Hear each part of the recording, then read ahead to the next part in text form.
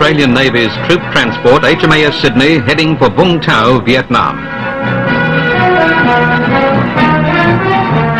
On board are Australian troops and equipment bound for the war zone. The diggers who have made the journey call her the Vung Tau Ferry. The former aircraft carrier today has a twofold role, serving primarily as a fast troop transport, but also acting as a training ship for young officers and sailors receiving their early sea training.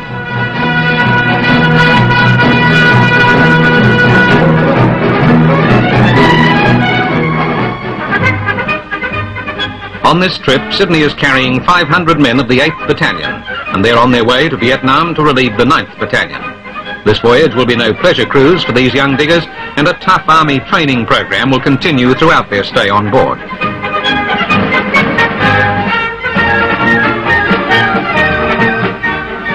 While on board, the soldiers will also share some shipboard duties. This group, for instance, will augment the ship's fire party, and it means some extra drill in firefighting for them. Small arms practice, PT, lectures and training films will take up the rest of the day. Meanwhile, a work party of sailors prepares to give Sydney's flight deck a fresh coat of paint, and the colour, a nice shade of jungle green.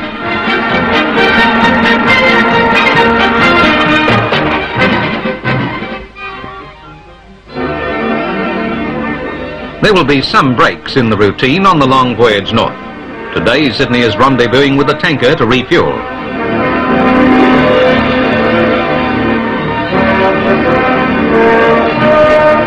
Refueling at sea is a skillful operation and one which the diggers watch with interest.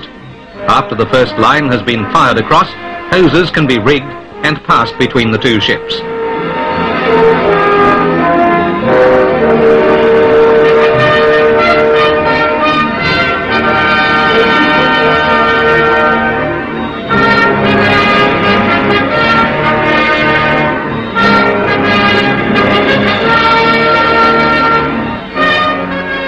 Once the fuel lines have been connected, hundreds of tons of oil will need to be pumped across to top up Sydney's fuel tanks. Meanwhile, a jackstay has been rigged for it to transfer stores to the troop ship.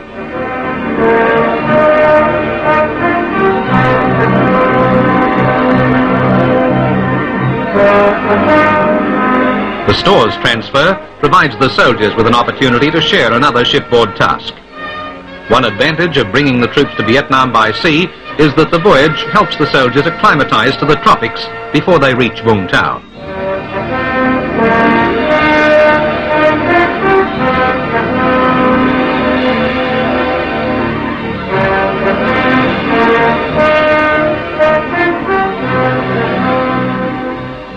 But Sydney is nearing the end of her run, and the Vietnamese coast is close now.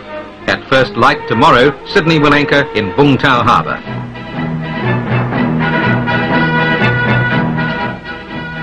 Dawn sees the diggers fully kitted and ready to be taken ashore in Sydney's landing craft.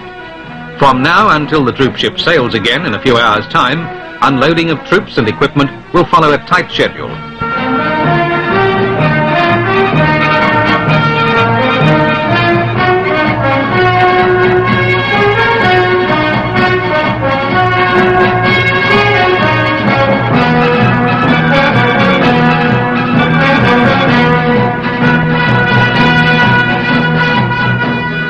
While the troops have been preparing to leave the ship, the Australian Army vessel Clive Steele has secured alongside Sydney and has started taking on heavy equipment to transfer ashore. Since the first Vietnam trip in 1965, Sydney and her cargo specialists have developed unloading techniques to a high degree of efficiency. On her early runs to Vietnam, Sydney took as long as 6 days to turn around. Today she will be sailing again less than 6 hours after arrival.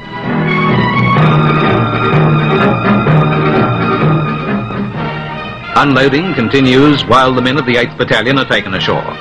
There they will meet up with the advance party of the battalion, which has flown here ahead of them.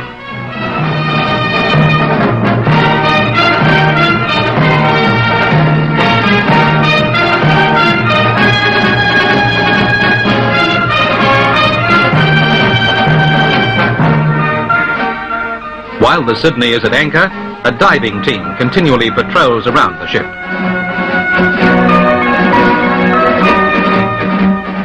After landing the men on the beach, the landing craft bring back members of the 9th Battalion who are returning to Australia after completing their tour of duty in Vietnam. For these battle-weary diggers, Sydney represents the first step on the way home. This is the second war in which HMAS Sydney has played a major part. In her former role as an aircraft carrier, Sydney served with distinction in Korea, where she carried out aerial strikes in support of the United Nations Command.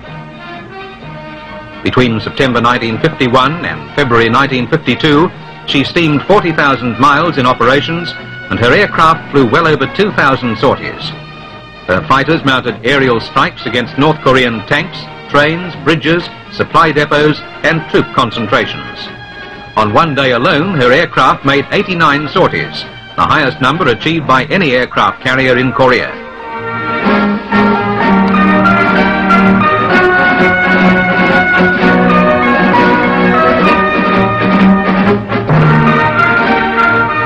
HMAS Sydney is proud of her name.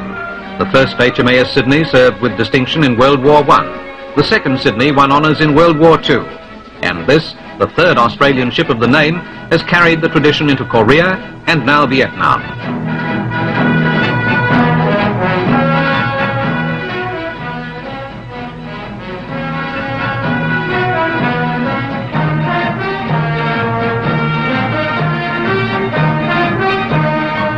The last landing craft full of Australian soldiers hits the beach at Vung Tau. This marks the end of another job for Sydney. It means the beginning of a new one for the diggers.